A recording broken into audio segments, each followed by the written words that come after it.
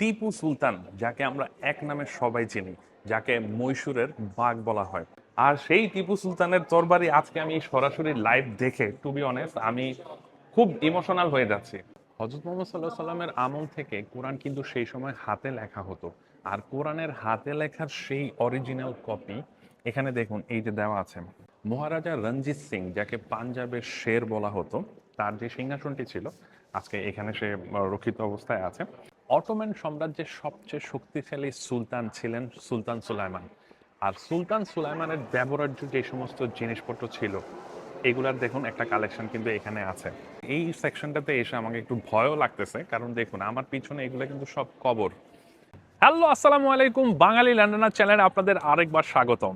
ইংরেজদের 200 বছর ভারতীয় উপমহাদেশ শাসন আমলে যেই সমস্ত জিনিস লুট করে বা সমঝোতার মাধ্যমে এনেছে এই ইংল্যান্ডে, এগুলা কিন্তু একটি জায়গায় তারা রাখেনি, তিনটি জায়গায় রেখেছে। এর মধ্যে British museum, natural historical museum and Albert museum আমার পিছনে দেখতে পাচ্ছেন। তো natural historical museum and British museum নিয়ে আমরা আপনাদের ব্লগ করেছি। তো যেই মিউজিয়ামটিতে সবচেয়ে বেশি এই ভারতীয় উপমহাদেশ সহ মিডল ইস্টের সবচেয়ে বেশি সংগ্রহ রয়েছে, সেটি হচ্ছে আমার পিছনের এই আলবার্ট মিউজিয়ামে। তার মধ্যে সবচেয়ে আকর্ষণীয় যে জিনিসগুলো, সেটি হচ্ছে টিপু সুলতানের তরবারি, পাঞ্জাবের মহারাজা রঞ্জিত সিংহের স্বর্ণখচিত সিংহাসন এবং হাতে লেখা হাজারো বছরের পুরনো কোরআন শরীফ থেকে শুরু করে সুলতান সুলাইমানের ব্যবহার্য যে সমস্ত জিনিসপত্র সব আছে এই মিউজিয়ামের মধ্যে। আজকে আমরা আপনাদের সম্পূর্ণ মিউজিয়ামটি ঘুরিয়ে দেখাবো এবং ভারতবর্ষ, মিডল ইস্ট থেকে শুরু করে বিভিন্ন দেশ থেকে আমাদের সবচেয়ে মূল্যবান সম্পদগুলো তারা এনে কিভাবে এখানে রেখেছে সব একে একে ঘুরিয়ে দেখাবো। সো দেরি না করে লেটস গো। তো আপনারা মিউজিয়ামের ভিতরে ঢুকতেই আপনারা অন্যান্য মিউজিয়ামের মতো সেম আপনারা এরকম একটা ম্যাপ পেয়ে যাবেন। পাশাপাশি এখানে এই এন্টায়ার মিউজিয়ামের এরকম ম্যাপ দেওয়া আছে। তো চলুন আমরা ডাইরেক্টলি ওই সেকশনটাতে চলে যাই। Let's go.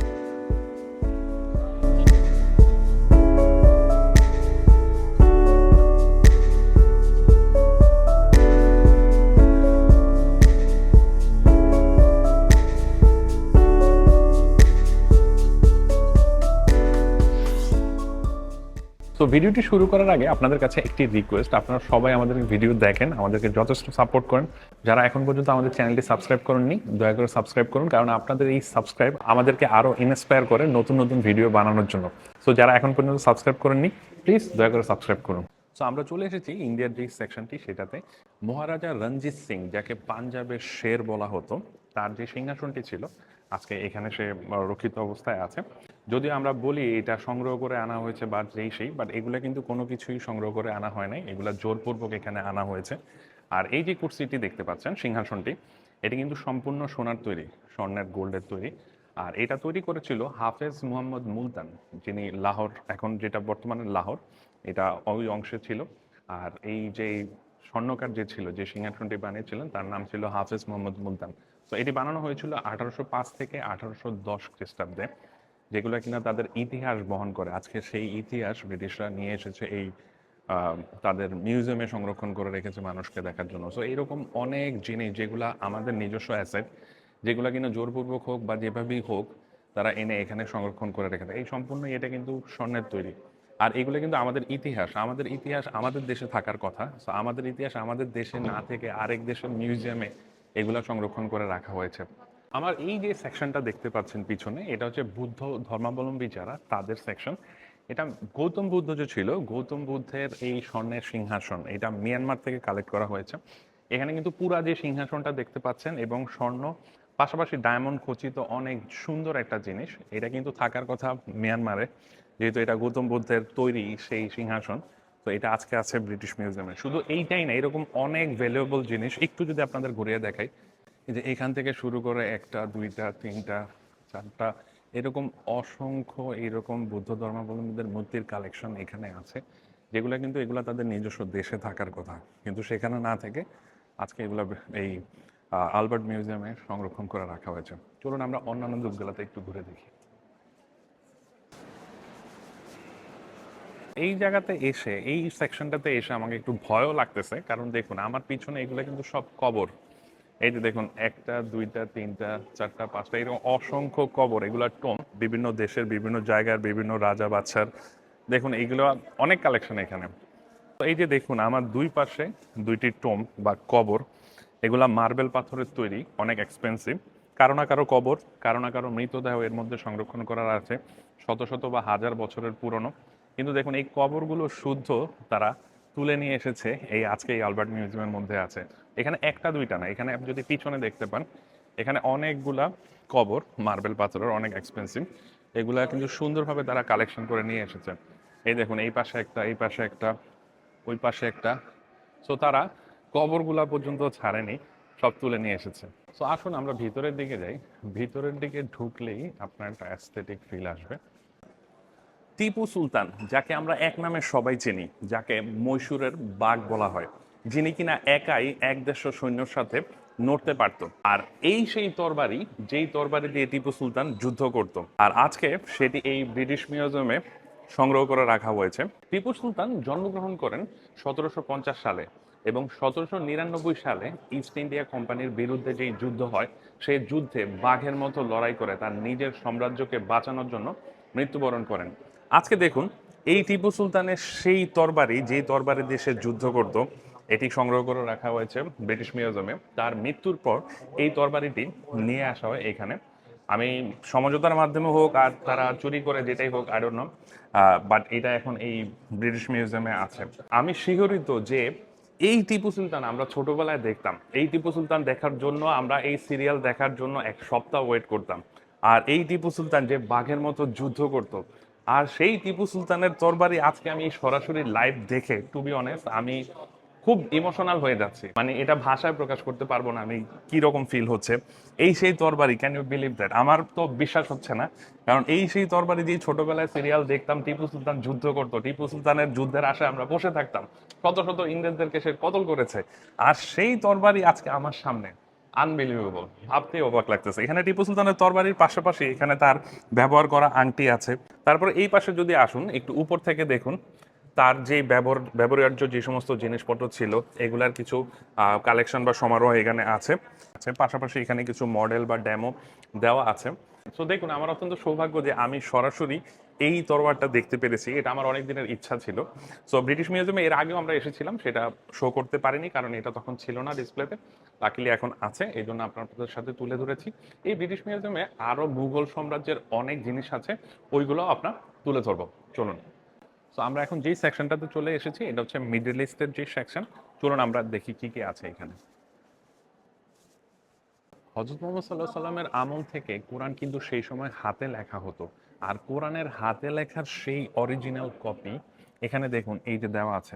বিভিন্ন সময়ে বিভিন্ন ইয়েতে হাতে লেখা যে কোরআন শরীফ, সেই কালেকশনগুলো পর্যন্ত এইখানে ব্রিটিশ এই আলবার্ট মিউজিয়ামে রাখা হয়েছে। দেখুন একটু দেখাই, এই যে উপরে যেই কোরআন শরীফের ইয়েগুলো দেখতে পাচ্ছেন, এগুলো কিন্তু অরিজিনাল এবং হাতে লেখা। এখানে যেমন ইতিহাস বলা আছে 800 থেকে 900 শতাব্দী, 900 থেকে 1000 শতাব্দী এবং 1300 থেকে 80, বিভিন্ন শতাব্দীতে বিভিন্ন জায়গা থেকে এই হাতে লেখার কোরআন শরীফগুলো তারা সংগ্রহ করে, ইরান থেকে শুরু করে বিভিন্ন জায়গা থেকে।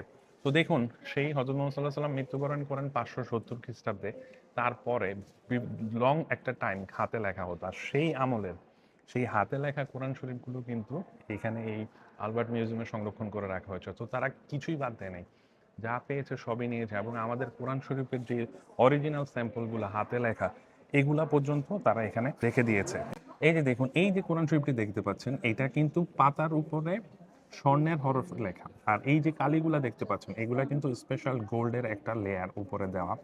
আর ঠিক পাশেই দেখতে পাচ্ছেন আরেকটা, এগুলা স্পেশাল কালি দিয়ে লেখা। আর উপরে পিছনে যেগুলো দেখতে পাচ্ছেন এগুলো হচ্ছে সবচেয়ে পুরনো কোরআন শরীফের হাতে লেখা অংশগুলো। সো দেখুন এইখানে আরো অনেক জিনিস আছে, তো আমরা ওগুলো একটু দেখে আসুন। সো যেই অটোম্যান বা সুলতান সুলেমান বিশ্ব শাসন করেছে, ইভেন ইংরেজদেরকে শাসন করেছে, সেই ইংরেজদের ঘরেই আজকে তার ঘরের জিনিসপত্র কালেকশন করে রেখেছে। দেখুন ব্যাপারটা কেমন। সময়ের বিবর্তনে, কালের বিবর্তনে কখন কার হাতে ক্ষমতা যায়, কখন কার হাতে কোন সম্পদ চলে যায়, উই ডোন্ট নো দ্যাট। তো যাই হোক, এনিওয়ে, আজকে সেই সুলতান সুলেমানের কিছু ব্যবহার্য জিনিসপত্র দেখে আমার কাছে একটু ইমোশনাল লাগছে, কারণ সুলতান সুলেমানের সিরিজটা অনেক ভাইরাল হয়েছে, আপনারা সবাই দেখেছেন। সো সেই সুলতান সুলেমানের যে সমস্ত জিনিসগুলো আজকে এখানে এই আলবার্ট মিউজিয়ামে নিদর্শন হিসেবে আছে। দেখুন অটোমান সাম্রাজ্যের যেই প্রাসাদের চিমনি ছিল, পাশাপাশি তপকাপি প্রাসাদ থেকে এই যে একটা টেবিল, এই যে পিছনের টেবিলটা দেখতে পাচ্ছেন, ইভেন টার্কিশ যত সুন্দর লাক্সারিয়াস যে কার্পেটের যে কালেকশনগুলো ছিল বিভিন্ন সময় বিভিন্ন আমলে বিভিন্ন সুলতানরা ইউজ করেছিল, সেই সুলতানদের বিভিন্ন কার্পেট কিন্তু এখানে নিদর্শন হিসেবে আছে। ইরানের সবচেয়ে শক্তিশালী সুলতান শাহ তামাক্স সাফাবি রাজবংশের যে প্রতিষ্ঠাতা ছিলেন, ওনার যে তরবারি, এই তরবারি কিন্তু এখানে আছে। সুলতান সুলাইমান কিন্তু এই শাহ তামাক্সের সাথে অনেকবার যুদ্ধ করেছে। সুলতান সুলাইমান পুরা বিশ্বের সবাইকে পরাজিত করলেও এই শাহ তামাক্সকে কিন্তু পরাজিত করতে পারে নাই। সো এই শাহ তামাস্কের ব্যবহার্য যে সমস্ত জিনিসপত্র, তার যে সোর্ড, তরবারি থেকে শুরু করে তার পানির পাত্র, পেয়ালা, বিভিন্ন জিনিসপত্র কিন্তু এখানে রয়েছে। একটা দুইটা না, এখানে প্রায় 3টা তরবারি রয়েছে তার, যেগুলা দিয়ে সে যুদ্ধ করত। তো দেখুন এখানে অনেক অ্যারাবিয়ান নিদর্শন বা কালেকশন আছে এখানে, যারা ব্রিটিশরা তাদের দেশ থেকে এখানে নিয়ে এসেছে। আরেকটা মজার জিনিস দেখাই, এই শাহ তামাস্কের এই যে ব্যবহার্য যে কার্পেটটা ছিল, এই যে পিছনে দেখতে পাচ্ছেন, এটা এখন পর্যন্ত মানা যায় সবচেয়ে বড় এবং সবচেয়ে ফাইনেস্ট কার্পেট এভার। এটাও কিন্তু এই আলবার্ট মিউজিয়ামে সাজানো আছে। দেখুন এগুলা দেখলে আমরা একটু ইমোশনাল হয়ে যাই, কারণ এই কার্পেটের উপর এই সমস্ত রাজা বা সম্রাট বা সুলতান তারা হাঁটতো, তারা ব্যবহার করতো, তাদের পদার্পণ ছিল এই কার্পেটের উপর। আজকে এগুলা নিদর্শন হিসেবে রয়ে গেছে এই মিউজিয়ামে। সো এই মিউজিয়ামে আসলে আপনাকে নস্টালজিক করে দেবে, পাশাপাশি ইমোশনাল করে দেবে, আপনি চলে যাবেন কয়েকশো বছর পুরনো। সো এরকম একটা দুইটা কার্পেট না, এখানে এই ওয়াল ভর্তি দেখুন অনেক কার্পেট, এই ইরান থেকে শুরু করে তার্কি থেকে শুরু করে বিভিন্ন জায়গা থেকে তারা নিয়ে এসেছে। ইরানের সাফাবি রাজবংশ এবং মুঘলদের মধ্যে কিন্তু একটা বন্ধুত্বপূর্ণ সম্পর্ক ছিল। সো সম্রাট বাবরের আমলে এই যে একটা পিছন যে নিদর্শন দেখতে পাচ্ছেন, এটা কিন্তু একটা ক্লক বা ঘড়ির মতো ছিল। আর এখানে কিন্তু তাদের খোদাই করা বিভিন্ন সেই আমলের নিদর্শনের ছবি দেওয়া আছে। সো এটা সম্রাট বাবরের আমলে মুঘলদের সাথে ইরানের যে সম্পর্ক ছিল, ওই সম্পর্কের উপর ভিত্তি করে বন্ধুত্বপূর্ণ একটি ক্লক তৈরি করেছিল, তার একটি নিদর্শন কিন্তু এখানে দেওয়া আছে। আর এটা কোনো সাধারণ ক্লক না, এটি হচ্ছে অ্যাস্ট্রোনমিক্যাল ক্লক, যেটা কিনা সেই সময় ব্যবহার করা হতো। আজকের যে প্যালেস্টাইন ইসরায়েল দ্বারা নির্যাতিত বা নিরীপিত, সেই প্যালেস্টাইন একসময় কিন্তু খুব সুখী এবং সুন্দর একটা দেশ ছিল। আজকে দেখুন তাদের নিদর্শনগুলো এখানে দেওয়া আছে, এদের হাতের কাজ এবং অনেক কিছু দেওয়া আছে। এগুলো দেখলেই বোঝা যায় সেই দেশটা একটা সুখী দেশ ছিল। কালের বিবর্তনে আজকে ইসরায়েল তাদেরকে শোষণ করতেছে বা অত্যাচার করতেছে। এখানে দেখুন প্যালেস্টাইনে কিছু কালেকশন দেওয়া আছে, এই পাশটাতে যদি আসুন, এই যে দেখুন তাদের হাতের কাজের কিছু পোশাক দেওয়া আছে, অনেক সুন্দর। তারা যে অনেক শৌখিন ছিল বা শৌখিন লাইফ লিড করতো, তাদের এই সমস্ত কাপড় চোপড় বা পোশাক আশাক দেখলেই বোঝা যায়। তো যাই হোক, আমরা দোয়া করি প্যালেস্টাইন তাদের নিজস্ব সার্বভৌমত্ব আবার ফিরে পাক, তারা যেন স্বাধীন সার্বভৌমত্ব দেশ হিসেবে পরিচিতি পাক।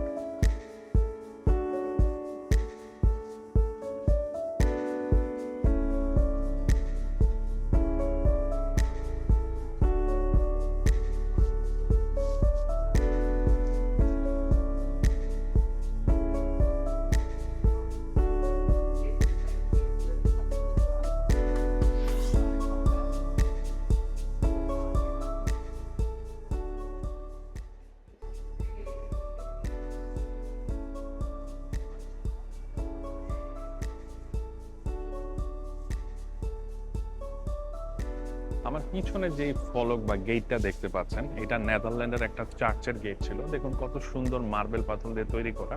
বেসিক্যালি 1871 সালে ওই চার্চ এই ফলকটিকে তারা ডেস্ট্রয় করার চিন্তা ভাবনা করেছিল। পরে ব্রিটিশ সরকার গভর্নমেন্ট তাদের থেকে সেটা নিয়ে এনে আজকে এখানে রেখেছে এই আলবার্ট মিউজিয়ামে। বেসিক্যালি এটা চার্চের একটা ফলক এন্ট্রান্স ছিল, এবং দেখুন কত সুন্দরভাবে এই এন্ট্রান্সটি তৈরি করা হয়েছে। এবং আপনি যদি দেখুন এই গেটগুলোও কিন্তু ওই চার্চেরই অংশ ছিল। সো আসুন আমরা ভিতরের দিকে যাই। ভিতরের দিকে ঢুকলেই আপনার একটা অ্যাস্থেটিক ফিল আসবে, আপনি চলে যাবেন কয়েক শত বছরের পূর্বে। এখানে দেখুন যে প্রত্যেকটা অংশ আছে, এগুলা কিন্তু সব স্বর্ণের তৈরি, এবং এক একটা গ্যালারি, এক একটা আর্ট অনেক নিখুঁতভাবে, অনেক সুনিপুণভাবে তৈরি করা হয়েছে। এখানে দেখেন, এখানে কিন্তু প্রত্যেকটা এই আর্ট বা সৃষ্টি কিন্তু ইতিহাস বহন করতেছে, তাদের বিভিন্ন ইতিহাস। দেখুন শাস্তি দেওয়া হচ্ছে অনেককে, তারপরে দেখা গেছে যে এইখানে তাদের স্পেশালি এই যে অংশটা দেখতে পাচ্ছেন, এটা কিন্তু সেই আমলে তাদের প্রজাদের কিভাবে শাস্তি দেওয়া হতো সেই জিনিসগুলো কিন্তু এখানে বর্ণনা করা আছে এক একটা অংশে। এখানে আপনারা যাই দেখতে পাচ্ছেন, এগুলো কিন্তু সবই মুঘল আমল এবং সেই সময়ের রাজা বাচ্চাদের সম্রাটদের যে সমস্ত ব্যবহার্য জিনিসপত্র ছিল এগুলো সব এখানে। তাদের ব্যবহার্য যত অস্ত্র থেকে শুরু করে মুদ্রা, এখানে অনেক কিছুই এখানে আছে। সো অনেক কালেকশন এখানে আছে, তারা ভারতবর্ষ থেকে এগুলা এনে এখানে রেখেছে।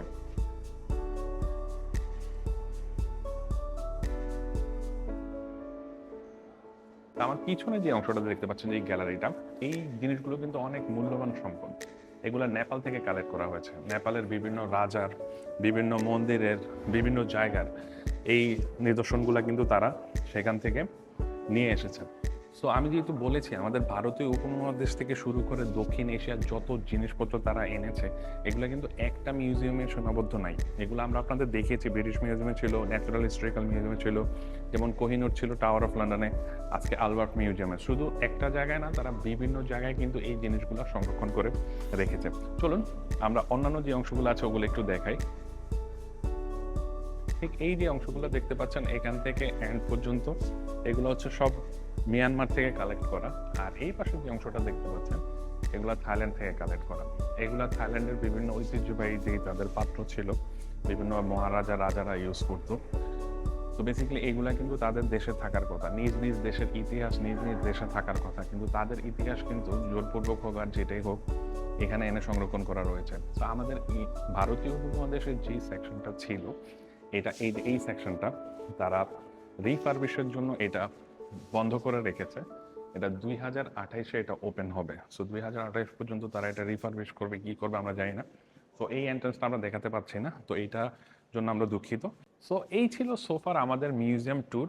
আমাদের আরও দেখানোর অনেক জিনিসপত্র আছে, ইন ফিউচারের ব্লগে আমরা তুলে ধরবো। বা সোফার এই আলবার্ট মিউজিয়ামে যা কালেকশন ছিল এগুলো আমরা আপনাদের সামনে তুলে ধরার চেষ্টা করেছি।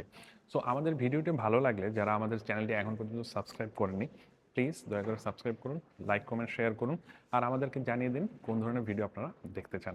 Until then be happy at